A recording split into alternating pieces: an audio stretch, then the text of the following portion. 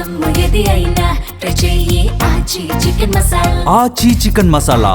ఇన్నాళ్ళు ఒకే రకమైన ఇమేజ్తో career నెట్టుకొచ్చిన beauties ఇప్పుడు కొత్తగా థింక్ చేస్తున్నారు.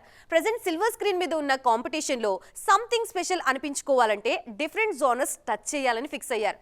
అందుకే ఇమేజ్ బ్యారియర్స్ని బ్రేక్ చేసి కొత్త దారిలో దూసుకుపోతున్నారు. ఇంతకీ ఎవరా బ్యూటీస్ అనుకుంటున్నారా? అయితే వాచ్ ది స్టోరీ.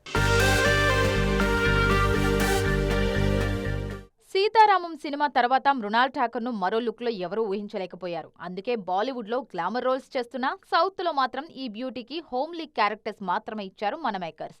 ఇన్నాళ్లకు ఆ ఇమేజ్ ను బ్రేక్ చేసే ఛాన్స్ వచ్చింది మృణాల్ కి.